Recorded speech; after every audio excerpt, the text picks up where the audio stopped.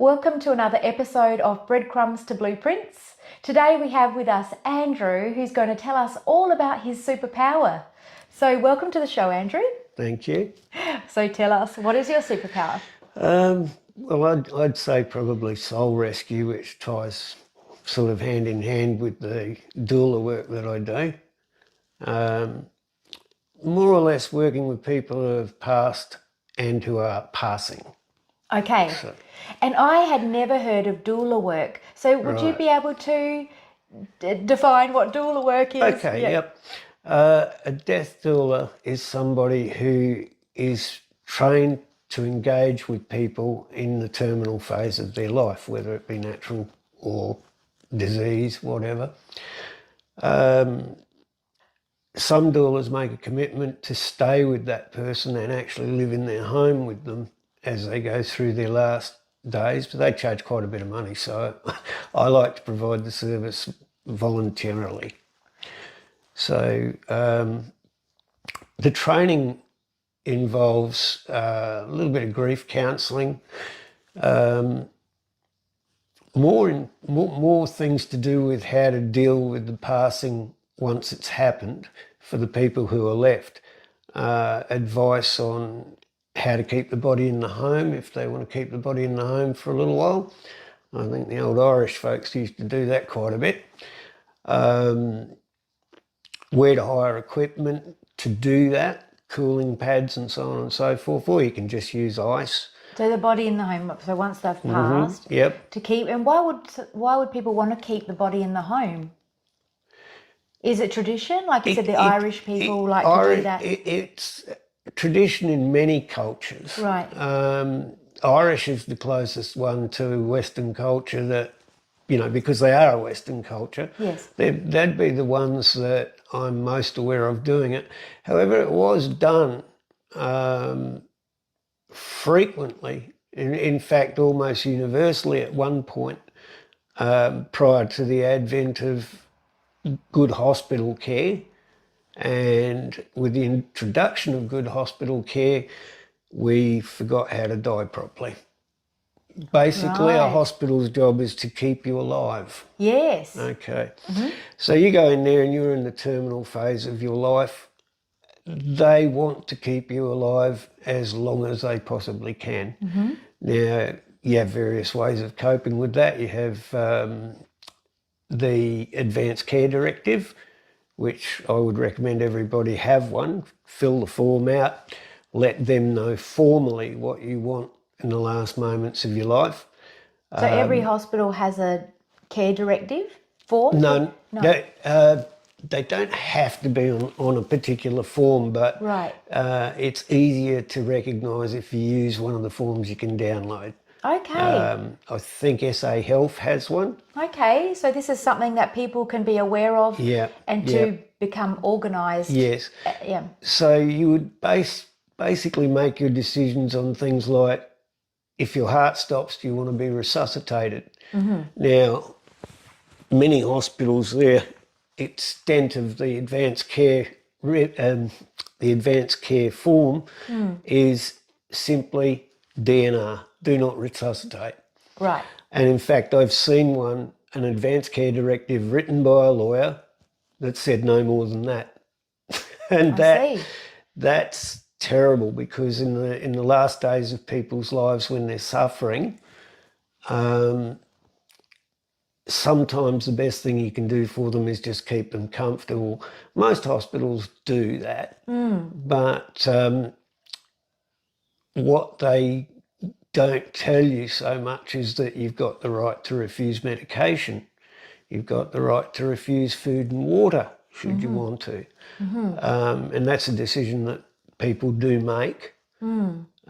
So unless you have this form and have that organised and validated by a lawyer, you can't then request, I don't want any more medication. Is that right? No, it should be respected whether you have the form or not. Okay. The Advanced Care Directive is mainly for people who are no longer able to state their wishes. For instance, you could go into a coma and last 2 weeks or 3 months because they will keep trying to keep you alive. Yeah. Right? That's their job. and they're quite good at it. But in the process of dying in hospitals, we've forgotten the dignity and, dare I say it, in some cases, the beauty of the death experience. It's a great honour to be present with someone when they pass. It takes a lot out of you, but it is a great honour to be there as they move on. I'm so curious, how did you get involved in this line of work? I was doing a course on what jobs I may be able to do as an ageing individual and as a seriously injured worker on the work cover list. Okay. So they put me through a course, and the lady that was doing the more or less vocational guidance thing said to me, have you ever considered being a death doula? And I said, well, I have no idea what a death doula is, so Death no, doula. I haven't. I've never heard of a death doula, so you hadn't either. No. And some people refer to it as a death midwife. Okay. But basically the word doula is a Greek word and it means servant. Okay. So effectively you are a servant of death. Okay. Right. Doesn't mean we go out with a scythe and start harvesting people left, right and centre. With a black cloak? Yeah, with a black cloak, you know. Bony skeleton hands, no, none of that. Yep. We purely serve people in need of companionship and understanding in the last moments of their life. We're also there for the families. You know, when someone passes, people just don't know what to do. You know, they're in sudden shock and grief. You know, you're standing by the bedside and you know this person is on the way out. Yes. And you're already grieving, but it hits you much harder once they actually pass. And so in that moment, families have no idea what to do. Now, the last death I attended was actually 12 months ago. Actually it'll be longer than that now. It was the passing of my father-in-law. We washed his face and hands gently after he'd passed, just as a sort of goodbye and thank you gesture. But there's also an aspect there that people don't necessarily understand, and that is that sometimes the person who has passed doesn't want you standing there looking at the body, not knowing what to do. They'd rather you say your goodbye and move on, because they don't want their last memory, your last memory of them, to be as an empty vessel. Yes. You know, because you can feel when the soul isn't there. You can feel the difference. Yes, I understand yes, that. you can. In fact, at my father-in-law's passing, I got a message from spirit guides saying to, you know, look, he's still a little confused with the passing bit. Yes. But he doesn't want you staying there. So this is the strongest memory you have of him. Okay. And so I passed that on to the family and we left. I just got crown tingles from the top of my head down my legs. So you are a psychic as well, because you're receiving messages from... Yeah. I guess I had my first experience of something like that at around the age of 13. I was laying in my bed in a little outhouse that I used to live in at the back of the home, and suddenly the room went icy cold, and I was laying facing the wall, and I started to get a wee bit scared by this because, you know, why has it suddenly gone icy cold? And then I started feeling a compulsion to roll over and see what was there, and it wasn't as if, you know, it was more or less an order. You know, you need to roll over and see what's going on. I did, and I saw an old gentleman there who I presume might have been the original owner of the home, and he looked down at me and he smiled and then just evaporated. and the most wonderful sense of peace and security came over me. So that is something that led me to believe very firmly in the afterlife, because people can say, oh, well, it was an hallucination or it was a dream or something like that, but no way. Exactly. It's No not way. until you've experienced it for yourself, and that knowing that it's not a figment of the imagination and an hallucination or a dream. Yeah. And only until the other people could experience something like that, then they would believe too. Yeah. So my first wife always said I had good intuition. My second wife is helping me grow very dramatically. She has more faith in me than I have in me. Because sometimes doubt creeps in. Yes. And you try and rationalise things and make it all about the real world, because we can see and we can touch and hold things in the real world. And it's scary that that's not just all there is. That's correct. So you feel like sometimes you go, oh, no, look, I could have worked that out just by observing this person, and you kid yourself with this stuff, because in a way you don't necessarily want it to be real, because it's scary. But I have had a number of times, It's a little Mozzie, buzzing. I have had a number of times now where I have had what Mormons, for instance, would say is a confirmation of truth from the Holy Spirit. And I know that because Dad's a Mormon. But I never got that when I was baptised into that church at the age of about 20-something. Can't remember. But I never got that spiritual, bam, yes, this is where you belong, right? But I've had plenty of confirmations like that. They're described as something you cannot deny as having happened to you. It's an overwhelmingly beautiful experience, and that makes you cry.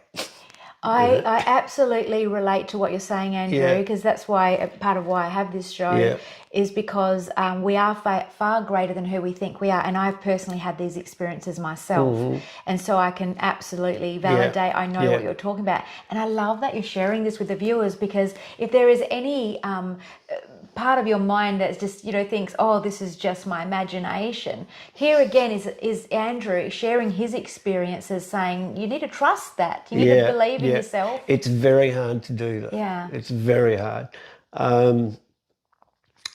I constantly doubt, and I think that's holding me back a little bit, and I constantly rationalise, oh no, I've just been observing this particular person very well, and I'm a smart cookie, and I've had training in counselling and a little bit in psychology, and so I can really just read them. Well, I am reading them, but I'm not reading them the way my mind wants to think I'm reading them. Yes, yep.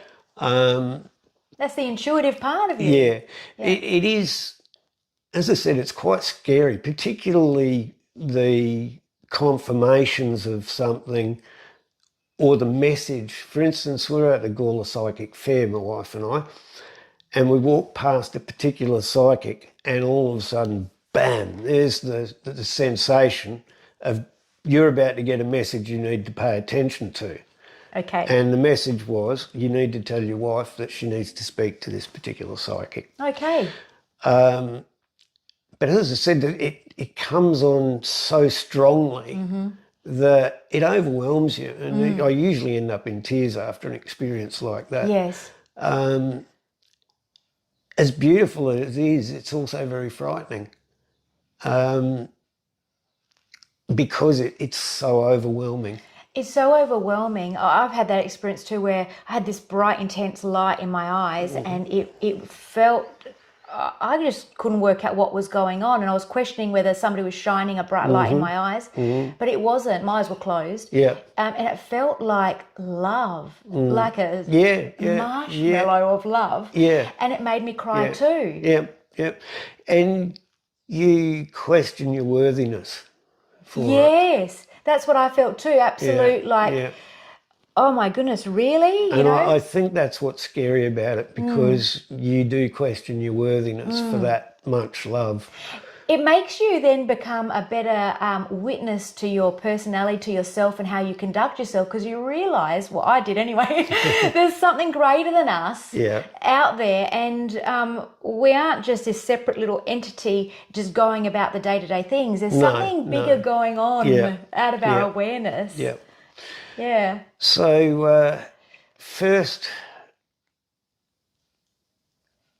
next psychic experience didn't happen for quite a long time.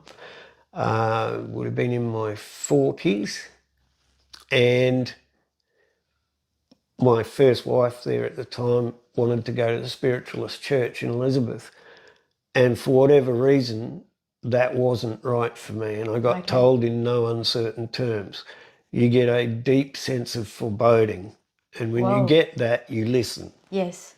And when you pick what it was about and acknowledge that you're not going to do it, that feeling goes away very quickly. You know. Can I unravel that feeling a bit? Because in my line of work, I haven't actually talked ever about myself yet on this show. I need to do an interview so people know who's interviewing.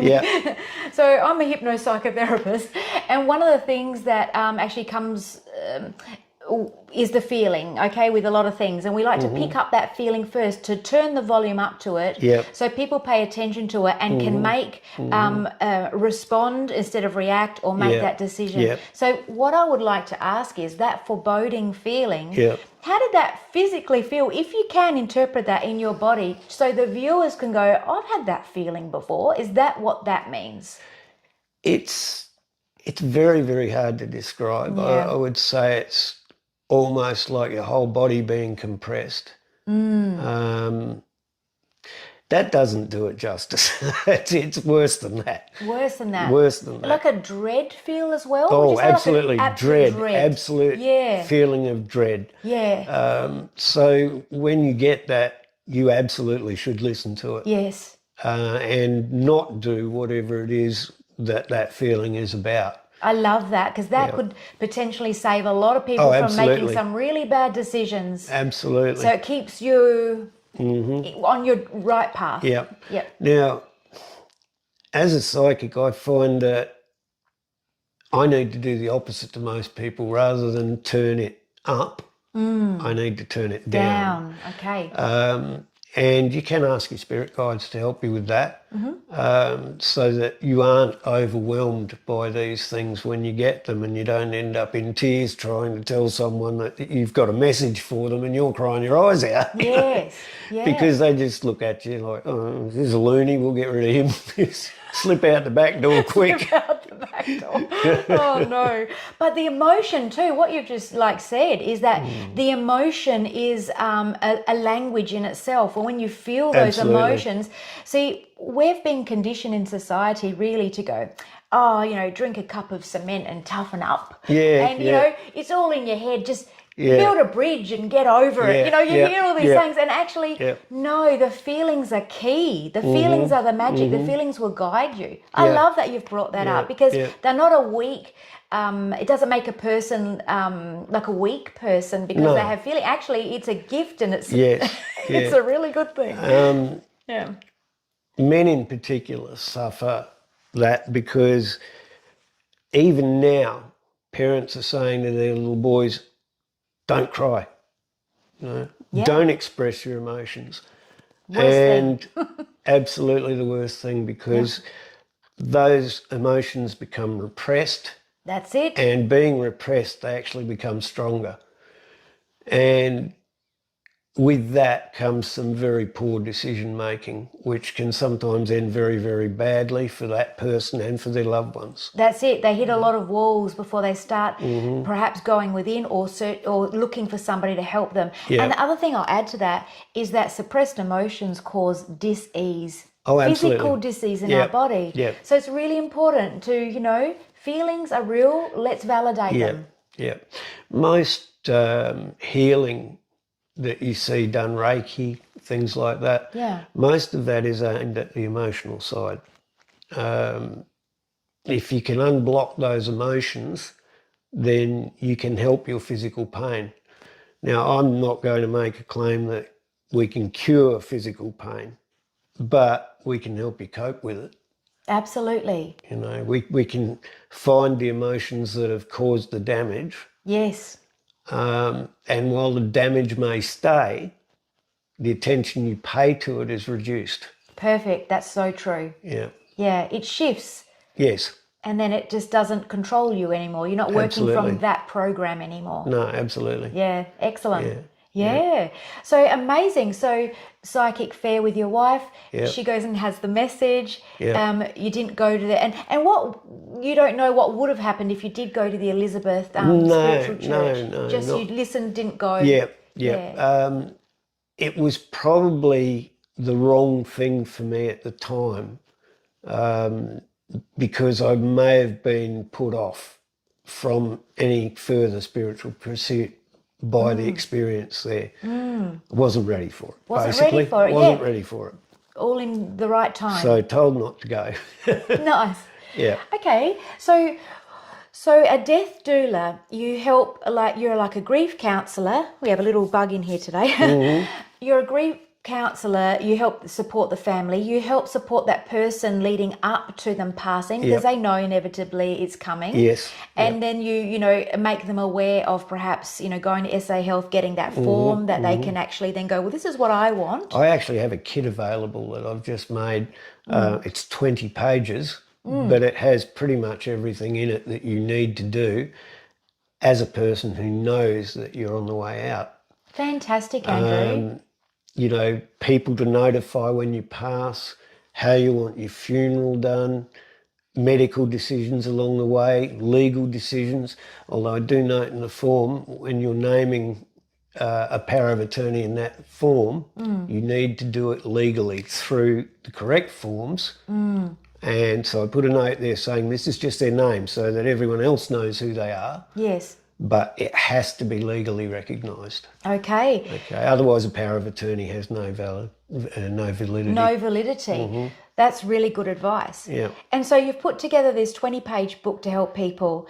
I'm super curious too about the actual process. So now you've supported the people, you've supported the process, you've assisted them too with grief and the things that might come up, and then the person passes.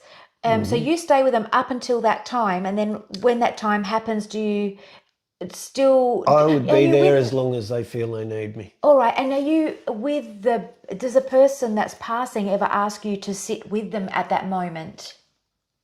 Yes. And on my kit form, I do have a spot there for people you would like present at your passing. And also people you would rather not have at your passing. That's really good to know. And do you prepare them do you deliver them, because you're psychic, so are you able to deliver them messages if they want it from loved ones who perhaps are waiting for them on the other side? Like, what happens? Look, how I handle that would depend entirely on the person's spiritual beliefs. Yes. If you've got a devout Catholic lying there passing, I'm not going to confuse him by saying things that he won't necessarily believe or be able to accept. So it's always respectful with the person's wishes and beliefs. Yes. And, everybody dies differently. The process is quite similar of the actual passing for pretty much everyone, but in this life you have your identity, which may consist of a spiritual identity in terms of not so much spiritual but physical, what church you attend, what holy book you read, and those things must be respected. Absolutely. You can't send someone off this mortal coil in confusion. And if their heart is set on Catholicism or Islam or Mormonism or anything like that, you respect it. And you don't do anything that will confuse them because in so doing you could frighten them. That's it. You know, they're expecting to pass and go and meet their maker in whatever form they believe that maker to be. Yes. The funny thing is that people who have near-death experiences often will cite a story that aligns with their physical belief in this world. I think that's just because the other side needs to make your crossing easier. Yes, And I've heard this too. Easier to understand if it occurs in a way you expect it to. Yeah, because they need to be able to access your memories and mine to make sense of what's going on. Yeah, I understand that too. Yeah. Okay. And so you touched on a person, I believe your father-in-law you were talking about, and with respect to, but I'm curious about, you know, knowing that he was going to pass and then that moment where he did, and then he was confused and you got the message he was a bit confused, so you respected that, what the information they gave you, and potentially left the room. I'm assuming that. No, it wasn't straight away. Right, It was probably 5 minutes after it passed. After, you know, okay. and he just didn't want us sitting there looking at his empty vessel. And because he was confused, and He that was what I was was probably curious more about. confused than a lot of people because he had no belief in an afterlife whatsoever. Oh, I see. So he that's where the passes and confusion- finds it's all there, and he's looking around going, "What the hell?" Okay, so that's what I was curious about. Why was he confused when he knew and he had you and you'd done all the work, but that was his belief. So when he did, there was something going on the other side. What is going on? I'm so confused. I didn't believe this stuff.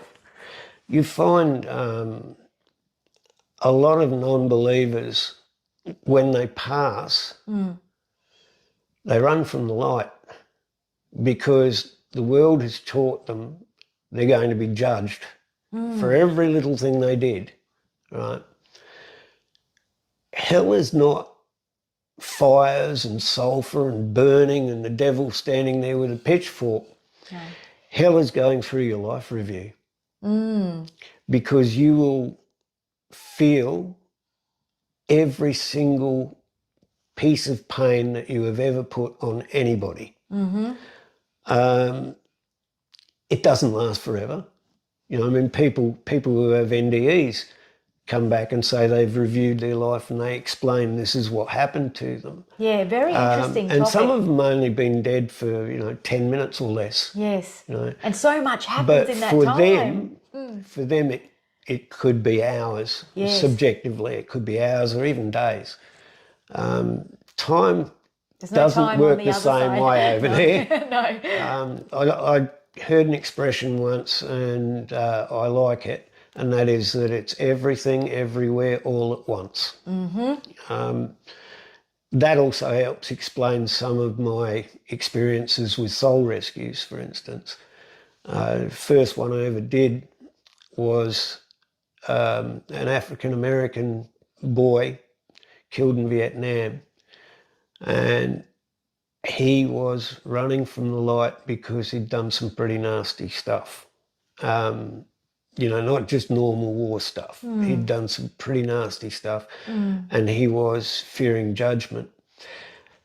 Funnily enough, up until I had my experience with him, I would have said, there is no possible way I can feel empathy or even love for a child molester, a rapist, a murderer, a terrorist.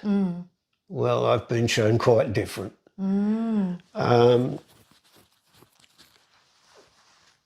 He was crying, he was trying to run from the light because he feared the judgment. And I found I felt his pain. Wow. And in that, I found I could forgive him and I could love him. Wow, that's deep. That's deep. Because we're all here for an experience, aren't we? We're here to experience all those emotions and we're here to grow from them. Yes. Yeah. And, that's where the patience, the compassion, the love comes in. Yeah. So even now you're getting emotional, in your, revisiting that memory, because he had passed, hadn't he? Yes, he had passed. He had passed, and and you felt all this. That's incredible. And so you were with him when he passed. How did that happen? No, I found him. It's hard to describe, but I will call it in the veil. Right? So rather than just passing through the veil, sometimes the soul stops in the veil. In the veil. Maybe Catholics might like to think of that as purgatory or some such, where you're awaiting your judgment. It's really just a blockage that person has created for themselves. Right. Of the ability to pass through the veil to the other side. I find it really interesting that when we pass, we still have a choice. Oh, absolutely. Isn't it? Yeah. I thought you could get absorbed, my early days trying to understand this. I thought you pass and your soul almost magnetically goes towards the light and it's all kumbaya. But for some people it is. For some people it is. Okay. Occasionally you'll find someone in the veil who doesn't actually understand that they have passed. Yes. Okay. Especially if it was an accident or something like that too. Yeah. Myself and another psychic at a group meeting once found a young girl. When I say young, like early 20s, and she was in a red dress, beautiful red dress, beautiful jewellery. We both saw the same thing. Describing different aspects of her.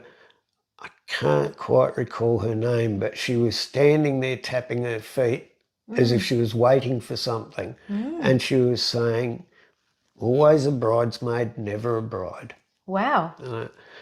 Well, basically, we told her that she had passed very gently, and that she needed to move out of the veil.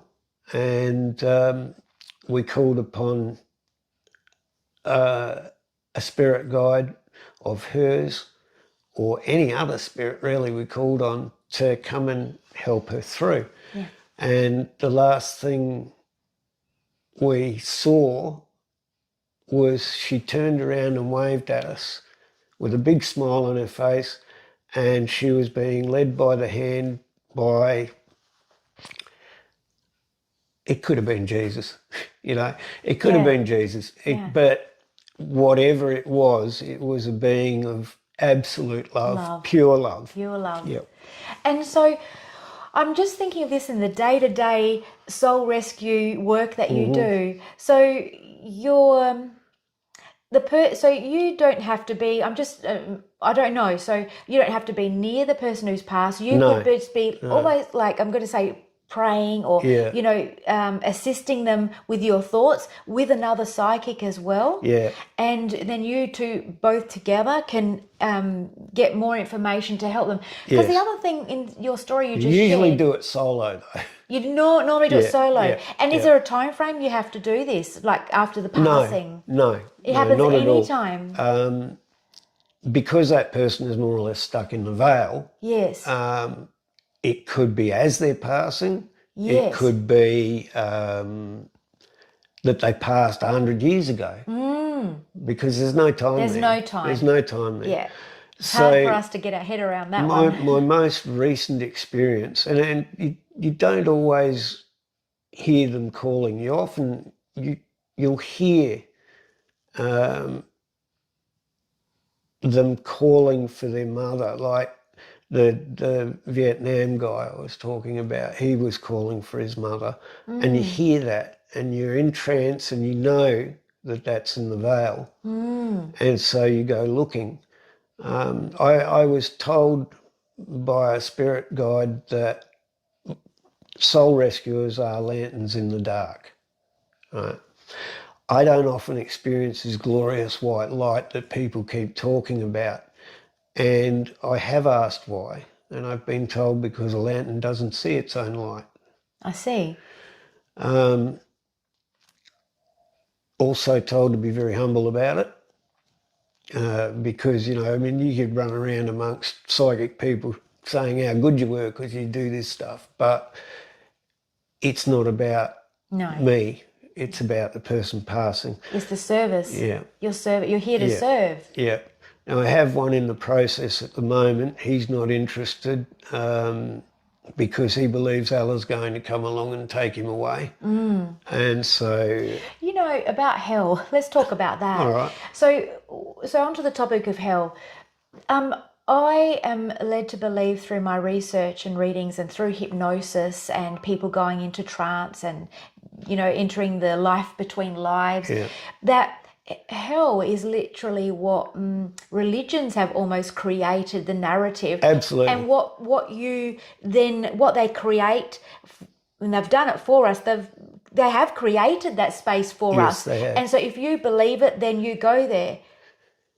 Not go there, but you know what I mean? Like, because it's there, it's an option, I guess. That's probably a better way of saying it. Yeah, I would say, I'd describe those people as being stuck in the veil. They're stuck in the veil, yeah. And sometimes it's by their own choice. For instance, you know, back to the Vietnam vet, he didn't want to face judgment.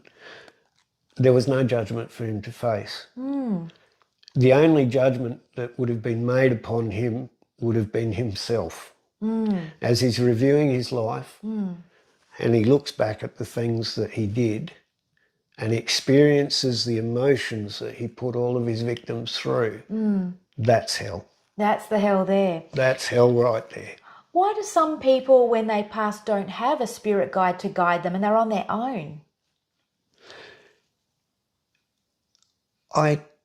I think that generally happens in people who have passed very suddenly and there was no preparation by either side of the veil for it, because things do happen randomly. Yes. You know, you can sign a soul contract to come down here and do a certain number of things and halfway through get killed in a car accident that wasn't predicted or expected, that wasn't part of your soul contract. Yes. So you pass and you don't really understand that you've passed. I had a recent experience of a soul, Emily was her name. She wasn't quite dead. She had a foot either side, so to speak. Okay.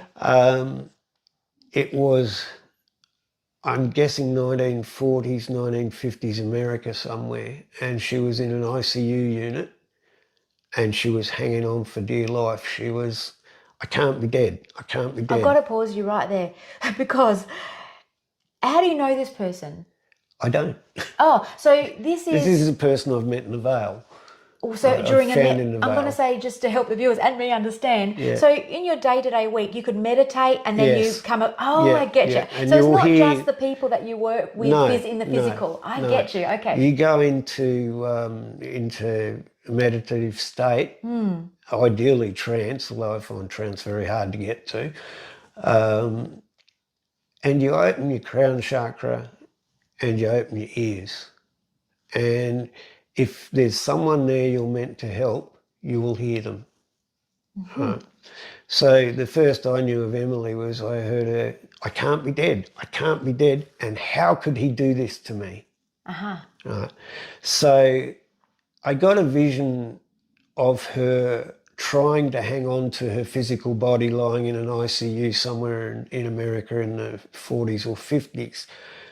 Her family were there and they were grieving terribly, and the longer she hung on, the more grief they went through. So she needed to let go. Now, I couldn't convince her.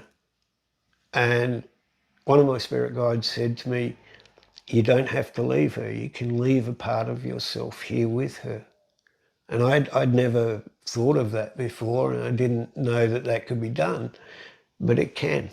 Leave a part of yourself here with her. Yeah, you leave part of your higher self, part of your soul stays in the veil with her. Right. Until you've got her calm and happy to pass. I see. And then you? Physically, I'm no longer a part of it.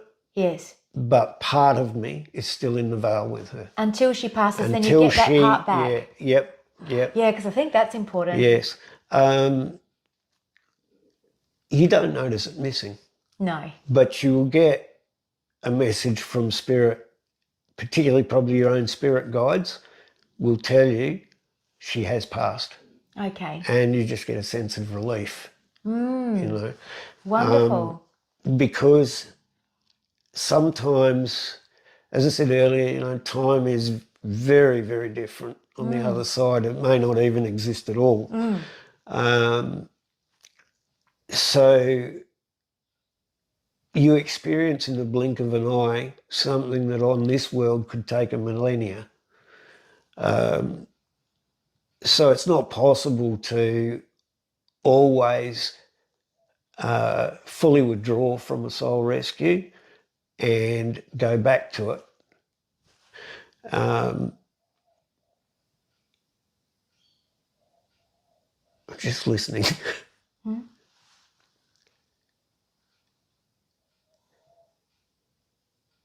Yeah.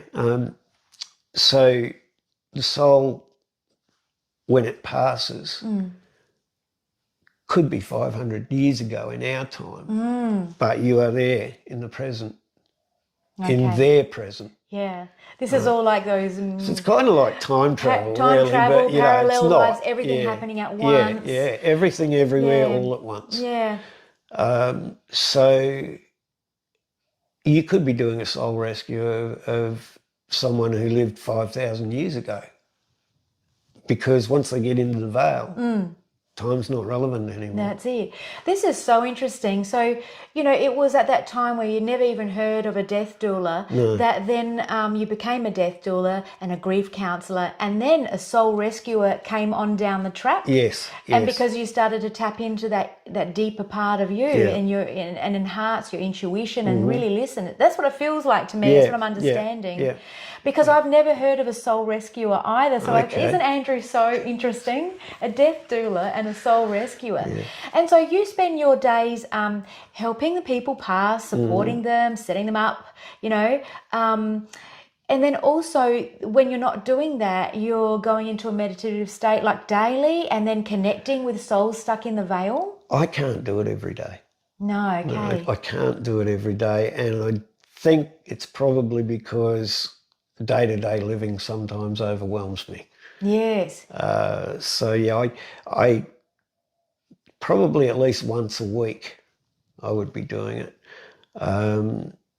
Sometimes I find it very, very difficult to clear my mind for meditation. And you do need to clear your mind, because otherwise your own thoughts will influence what's going on. So you've got to push them to the side. Grounding might be a nice way for people to do that. Putting their feet on real ground, not like taking your shoes off, walking around the house, but putting them on the lawn, the dirt or the sand. Absolutely. You know, because they've even seen, I like to share this too with the viewers, before putting your feet on the ground, they take a little blood sample and they can see your blood cells sticking together. And when they're like that, it's not a good thing, because you don't have all the surface area and the energy's not there to heal and do what it needs to do. And then you go and stand on the bare ground. You know, this costs nothing to take your shoes off. That's correct. You know, and then they, after 20 minutes, just say, prick your finger, look at that blood again under a microscope, and all those cells are separated. They're not sticking together. Okay, yep. And this is grounding, or something called earthing. There's docos on YouTube. And so this might be a way, if people are interested, to ground. There's lots of ways to center yourself, but nature's a good way, I think. Get out in the garden. Yeah. Hug a tree. Hug a tree. You know, it seems silly, but there's something about it. If you'd have told me I was going to say that 30 years ago, I'd have just cracked up laughing and said, no way, it'll never happen. I know. I totally relate to you too, because I even said to myself, if I looked at myself 10 years down the track, what I'm doing now compared to me 10 years ago, completely different person. I would have thought, if somebody gave me a crystal ball and said, Natalie, this is what you're going to be talking about, this is what you're going to be doing, you're going to have a career change, this is how you live your life, I'd go, oh my goodness, you know, lock me up in Glenside. I lost my mind. How did that happen? But no, I found my mind. Isn't that crazy? I want to make a quick point about doula training. Yes, please do. The training for grief counselling is very informal, and I wouldn't like anybody who became a death doula to think that they can go out there as a qualified counsellor and, you know, help anybody they want. I'm a little bit lucky because I started a double major in psychology and counselling. I dropped the psychology very quickly because I found that it was more about putting people in boxes. Yes, and that's diagnosing the way a computer diagnoses. Tick the boxes, spit out the diagnosis. And I've had a psychologist try that on me. It's not good. It's not the way to do it. And their training is arse about. They should be taught the counselling first. Yes. And then the researching and whatnot. Yes. But if you want to be a practicing clinician as a psychologist, you've got to get a master's degree. And your first 3 years of that master's degree on your way to the Bachelor of Psychology is mostly about research. Mostly about research. And it's just, like I said, I think that they've got the cart before the horse in that respect. I think that training in counselling would be more important and give you some understanding of what you may actually be researching or want to research. Yes. You know, a doctor doesn't start out as a medical scientist. No, exactly. They're a doctor first. That's right. You know, they get their PhD in something later. Exactly. You know, and that's how psychology should work, in my opinion. You be the doctor first. You know, then you move on to the more specialised areas. Specialised areas, research. Yeah, so on, and so I forth. agree what you're saying. Like I'm doing now my associate degree in hypnopsychotherapy, and that's like my 4th year now, like entering that. And it's taken 4 years to get to the point where now grief counselling has been now just introduced. Well, I didn't complete my degrees because of health reasons. But I've done enough that if I wanted to go back to the college and push the issue, I'd probably get a diploma in counselling. I've definitely actually got enough credits for that. Yeah. But I'm not going to go out there and hang up a shingle anywhere and say, bring your troubles to me. I've got enough going on as it is on both sides of the veil. Yes. And, at the end of the day, life experience too is a big part of helping people. Yes. You you can read about childbirth in a book, just say, but until you experience it, it's completely different. And that's with anything in life. Yeah. And, nobody ever asks me, can I please see your qualifications before we go any further? No one asks. No. They go on their gut feeling, or how they're feeling about what's being offered, and how, if they're progressing or not, and that will soon tell them whether it's for them or not. They trust. So I think people do use intuition more than they probably know they are. I think so. I think so. That's it. Another thing I do sometimes, if I'm with a group of psychics, I might be moving around listening to various readings and whatnot, and just seeing what's going on. Every now and then a psychic will say to somebody, blah, blah, and the person will scratch their head and go, I don't know what you mean by that. Well, as I'm hearing that conversation, I will be given 1, maybe 3 to 5 words to speak. And I will say, this, and this. And all of a sudden the person's eyes light up, and what their reading psychic was saying to them suddenly clicks and makes sense. That's one of the things that happens with me most frequently. That's amazing, because even when I've had readings, I come out, not saying it's not true, it feels right, but there's something that hasn't clicked within me in the complete understanding of that. And so, you may be in need of a particular word. Yes. Or something like that the psychic that's reading you just isn't getting. Yes, I mean, really relate they to know that. the wholeness of the message, but to convey it Yes. there may be just a tiny little piece missing. Yes, and I love how you've shared that too, because that's so true. And for me personally, that's why sometimes I've gone from psychic to psychic to psychic, maybe for the same issue, and they're all saying the same thing to me, but there's just something within me, it just hasn't clicked fully that I can then let it go or move forward. Yeah, yeah. So that is a wonderful, another skill that you have, you help people. Yeah. Wow. And so can people, well, actually, I'll put all of your details in the description box below. So if anybody's interested in contacting Andrew, and all the information will be in the description box below. So that's a given. Yep. And you're fascinating. I'm so honoured to meet you. I think the work that you do is incredible and very helpful, very needed in these times too. Yes. So anything else that you would like to share before we wrap it up today? I think we've covered a lot of ground. Any take-home messages for the viewers? Yeah, remember, if you don't want to die in a hospital, you don't have to. Right. Okay. You can go home and have palliative care. There are some excellent services provided for that. And you need to tell your family to let go, because they will be wanting you to go to hospital. They'll be wanting you to stay in there because they want you alive for as long as possible. And so does the hospital. And that's not necessarily good for you. So thank you so much, Andrew, for being on the show, sharing your life with us, your experiences, your expertise.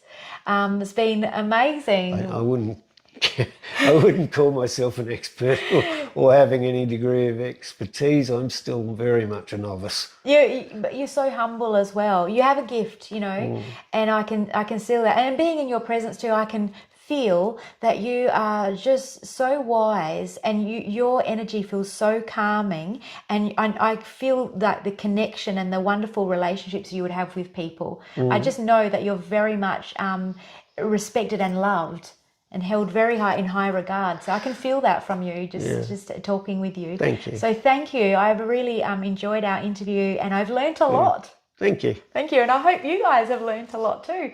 So thank you for watching another episode of Breadcrumbs to Blueprints. If you've liked this interview, please don't forget to subscribe to the channel, give us a like. I do like comments too. Not many people actually put comments in the comment box, so I do look out for them. And if you do, I'll do my best to respond. I will respond. And again, thanks again for your time, and have a wonderful day or evening. Okay, bye for now. Thank you. If you have enjoyed my show, please remember to like and subscribe to the channel. If you would like to be my next guest on the show, my details are in the description box below.